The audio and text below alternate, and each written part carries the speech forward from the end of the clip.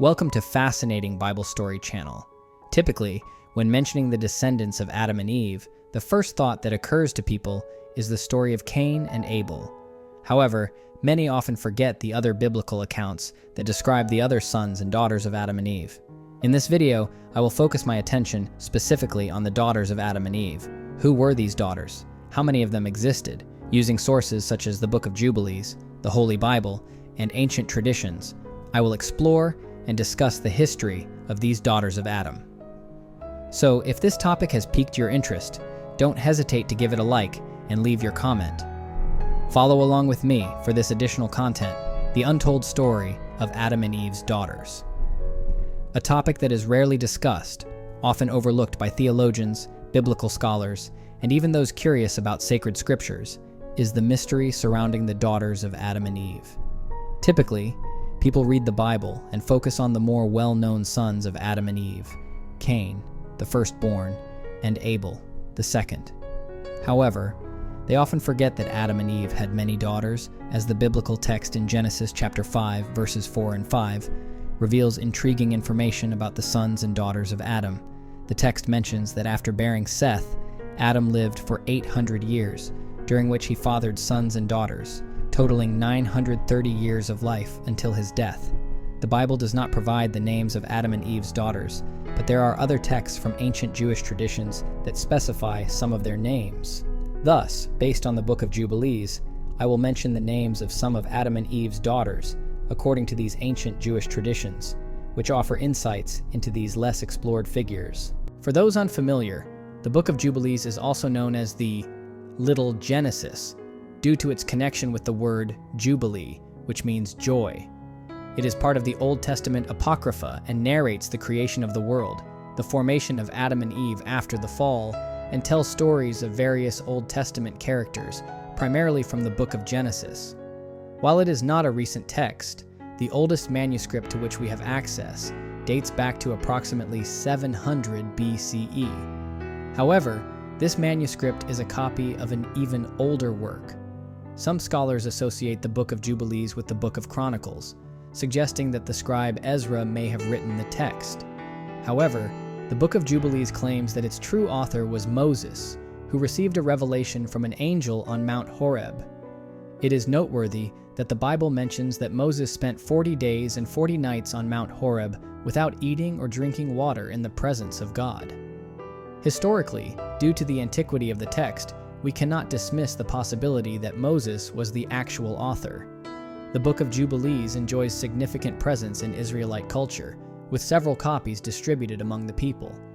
Additionally, it mentions another mysterious apocryphal book, the Book of Enoch, which was widely known to the early Christians and even formed part of the biblical canon used by them. This underscores the importance of not dismissing the Book of Jubilees, as it contains events that align with the stories of the Bible. Now, returning to Adam and Eve. According to various ancient Semitic Abrahamic traditions, the first daughter of Adam and Eve was named Avan. Avan, in Phoenician Hebrew, carries the meaning of potency, or simply vice.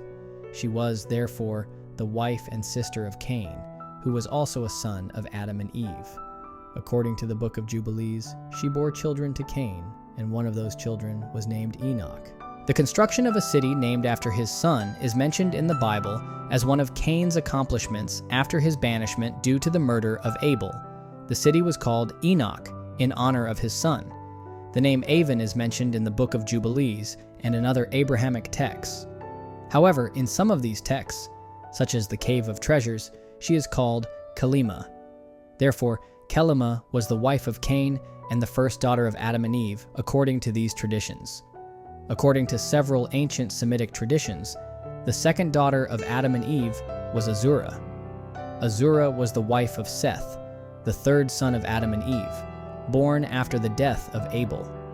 The name Seth has etymological roots in Hebrew, and its meaning may be associated with the idea of compensation or substitution. This is relevant because, after the murder of Abel by his brother Cain, Seth is considered by Adam and Eve as a substitute or divine compensation for the loss of Abel. He is seen as a righteous and pious descendant, and it is through his lineage that the biblical narrative suggests humanity continue to worship God. Furthermore, Seth's genealogy is significant in the Bible because it leads to Noah, who played a crucial role in the flood story and the survival of humanity. Thus, Seth and his wife Azura were a link in the genealogical chain that connects the creation of humanity to later events and important figures in the Judeo-Christian tradition. The Book of Jubilees presents an interesting detail by stating that Azura was initially Abel's wife and became a widow after his death. After Seth came of age, he married Azura, and from their union, the lineage of Seth and Seth himself, who became the initial patriarch of this lineage, descended. The Book of Jubilees informs us that Azura was born in the 6th week of the 4th Jubilee and married her brother Seth in the 5th week of the 5th Jubilee. In the 4th year of the 6th week, she gave birth to a son and named him Enos. Subsequently, when Enos grew up, he married in the 3rd week of the 7th Jubilee with Nome, who was his sister and also the daughter of Seth and Azura. Enos is one of Seth and Azura's sons and is known for his pious descent and devotion to the worship of God. The main reference to Enos in the Bible is in Genesis 5 verses 6 to 11, which describes his genealogy as follows. Seth lived 105 years and begot Enoch. After he begot Enoch, Seth lived 807 years and begot sons and daughters. In total, Seth lived 912 years, and he died. Enoch lived 90 years and begot Cainan. After he begot Cainan, Enoch lived 815 years and begot sons and daughters. In total, Enoch lived 905 years, and he died. The main characteristic attributed to Enos is his practice of prayer and the invocation of the name of God. The following verse in Genesis 4 verse 26 states, "At that time, people began to call on the name of the Lord." This passage suggests that Enos played an important role in promoting worship and devotion to God in his time, marking a period of spiritual and religious seeking among the descendants of Seth. So, according to the ancient Book of Jubilees and Semitic Jewish tradition, Cain married his sister Avan and gave rise to the lineage of Cain. Seth, on the other hand, married his sister Azura and gave rise to the lineage of Seth. You might have been wondering how many sons and daughters Adam and Eve had. The biblical text indicates that they had many sons and daughters, especially considering that Adam lived for over 800 years.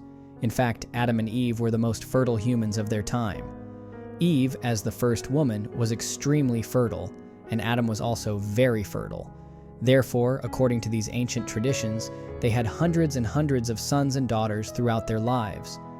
In modern times, according to the Guinness World Records, the woman who held the record for the highest number of children in human history, as far as we know, was Valentina Vasilyev. She reportedly passed away at the age of 76, leaving behind 69 surviving children, with only 2 dying at a young age. According to Guinness World Records records, Valentina Vasilyev underwent a total of 27 pregnancies, resulting in 16 pairs of twins, 7 sets of triplets, and 4 sets of quadruplets. While there are other reports of women with 50 or even 60 children, Valentina Vasilyev remains the recognized record holder. However, what I want to emphasize is that Eve surpassed all these women in fertility, as she is considered the most fertile woman in the history of humanity.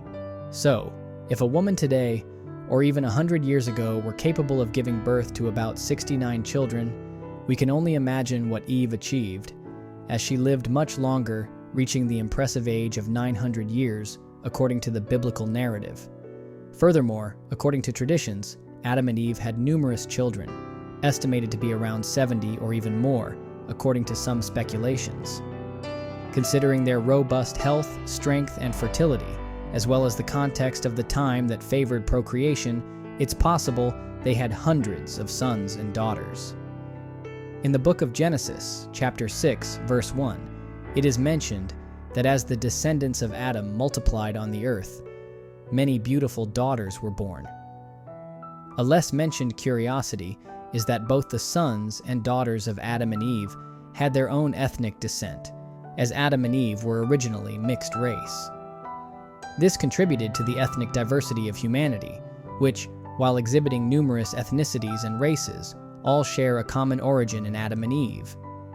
The study of mitochondrial DNA known as mitochondrial Eve, reinforces this idea, indicating that all of humanity shares the common ancestry despite the ethnic and racial diversity we see in the world today.